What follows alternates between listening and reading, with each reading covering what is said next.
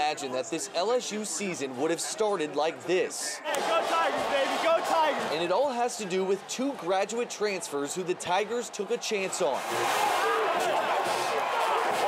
Just as Tiger fans asked, they received. On Saturday at Auburn, LSU offensive coordinator Steve Ensminger brought more to the table. The offense opened up, and on the day, Burrow had 5 pass plays of 15 yards or more.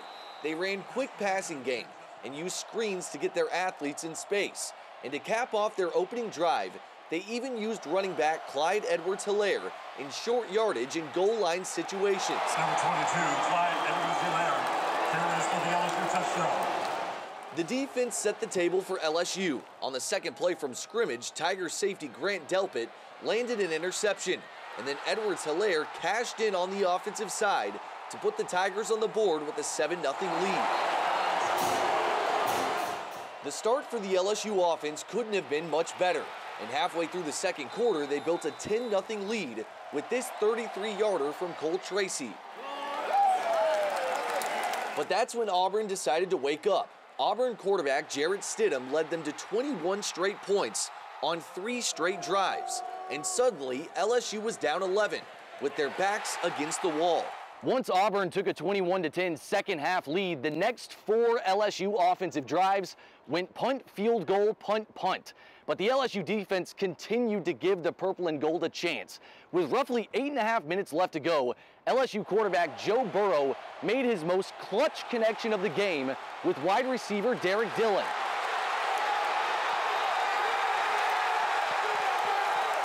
The long pass to Derek Dillon gave us a chance to win the game. He made an incredible play, great pass by Joe. We needed that big play. And from there, we felt the momentum swing. I saw it was 2 high safeties, cover 2, and against every coverage we have somewhere we got to go with the ball, and against 2 high safeties, that's where you got to go with the ball, and I just tried to get it up over that linebacker, and Derek Dillon made a great play for me. But next, LSU had to ask their defense for one more stop. We got a hell of a quarterback in Joe. Never cool. I told him, wait about 2 minutes, we'll get you the ball back. And Rashard Lawrence made good on his promise. After Auburn built an 11-point lead, the LSU defense held them scoreless on their final 5 drives, setting up a potential game-winning drive for Burrow. Burrow was far from perfect on the day, but when it counted most over his final 2 offensive drives, he was 3 for 5 for 88 yards and 1 score. With 2 minutes left, LSU down 2, and with the game hanging in the balance on 4th and 7 at the Auburn 48, Burrow delivered again with this strike to Stephen Sullivan to move the chains. 2 plays later, an Auburn defender was called for pass interference while guarding Justin Jefferson, and all of a sudden, the Tigers were in range for a game-winning kick. We thought about it going on 3rd down. We actually thought about it going for the field goal on 3rd down. That's how much confidence we have in it. 3 plays later, LSU would wind it down to 2 seconds to set up a 41-yard try for all the marbles. And for their first-year quarterback, the anxiety made it too much to watch. Kick is up, line drive, kick, and it's good! Tigers win! Tigers win! I didn't watch it. I had my head in my hands, but I trust Cole. I just kind of didn't want to watch it that time. I just seen him make a bunch of field goals in practice, man. I feel good about the kid. I know his character. I watch him practice. I watch him prepare. There was no doubt in my mind he would make it. I knew on Monday that it would potentially come down to this. Once we got past Southeastern, you know that when you're playing at Auburn, it's going to be a close game in all 3 phases.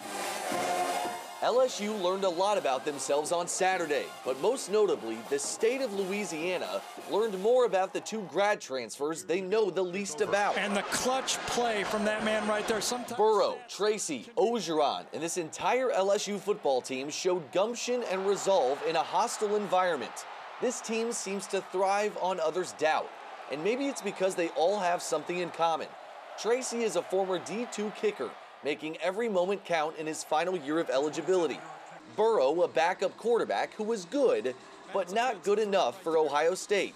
And then there's Ogeron, who's always been a school's second option. In Auburn, they showed they were over being everyone's second fiddle. From Jordan-Hare Stadium, Andrew Doak, 4th down on 4.